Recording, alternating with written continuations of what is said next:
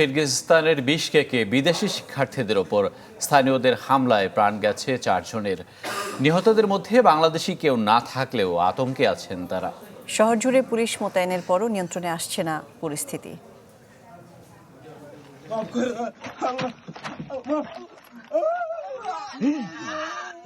কিরগিজস্তানে মাঝরাতে ঘুমন্ত শিক্ষার্থীদের ওপর নারকীয় হামলা চালায় স্থানীয়রা।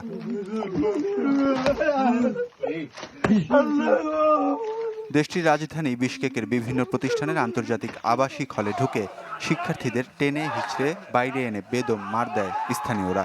এর মধ্যে সবচেয়ে বড় হামলা হয় বিশকেকের ইন্টারন্যাশনাল স্কুল অব মেডিসিনের হোস্টেলে। এখানে বাংলাদেশি শিক্ষার্থী আছেন প্রায় 300।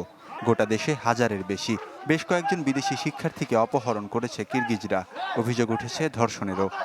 আমাদের এখানে যখন তখন লোকালরা এসে মারধর করতেছে, আমাদের কোনো সেফটি সিকিউরিটি নেই, এখানের গভর্নমেন্টও আমাদের কোনো হেল্প করতেছে না। বাংলাদেশ সরকারের কাছে বিনীত অনুরোধ, আমাদের যে করে হোক এখান থেকে উদ্ধার করেন, আমরা বাঁচতে চাই। এমন পরিস্থিতিতে নিজ নাগরিকদের হোস্টেল ও বাড়ির বাইরে বের না হওয়ার নির্দেশনা দিয়েছে ভারত পাকিস্তানের দূতাবাস। তবে ঢাকার কোনো দূতাবাস না থাকায় অসহায় অবস্থায় আছেন বাংলাদেশিরা।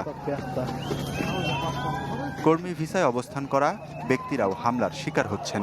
পথে বা কর্মস্থলে দেখলে লাঠিসোঁটা নিয়ে তেড়ে আসছেন স্থানীয়রা। শহর জুড়ে পুলিশ মোতায়েন করা হলেও পরিস্থিতি নিয়ন্ত্রণে আসেনি। চ্যানেল 24-এর মাধ্যমে বাংলাদেশের পররাষ্ট্র মন্ত্রণালয় এবং দূতাবাসের কাছে আকুল আবেদন আমাদের সার্বিক নিরাপত্তা নিশ্চিত করার জন্য অনুরোধ করছি। আমরা তো যোগাযোগ করেছি, আমাদের কাছে কন্ট্যাক্ট নাম্বার আছে, আমরা অনেককে রিচ আউট করার চেষ্টা করেছি স্টুডেন্টদেরকে। আর একই সাথে আমরা এই কিরগিজ রিপাবলিকের যে পররাষ্ট্র মন্ত্রণালয় তাদের সাথে আমরা যোগাযোগ করেছি। পররাষ্ট্র মন্ত্রণালয় ইতিমধ্যে একটা ইনফরমেশন রিলিজ তারা করেছে, সেটিও আমাদের সাথে শেয়ার করেছে আর কি।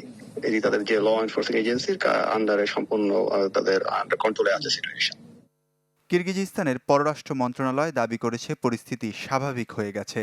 তবে নিজ নাগরিকদের আহতের খবর স্বীকার করলেও বিদেশি নাগরিকদের হতাহতের খবর চেপে গেছে তারা।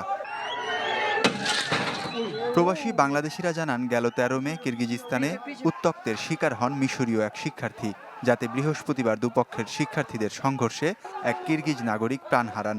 এর জেরে শুক্রবার রাতে বিদেশি শিক্ষার্থী আর কর্মীদের ওপর চড়াও হয় স্থানীয়রা। ওয়ালিউল্লাহ ফারুক, চ্যানেল 24।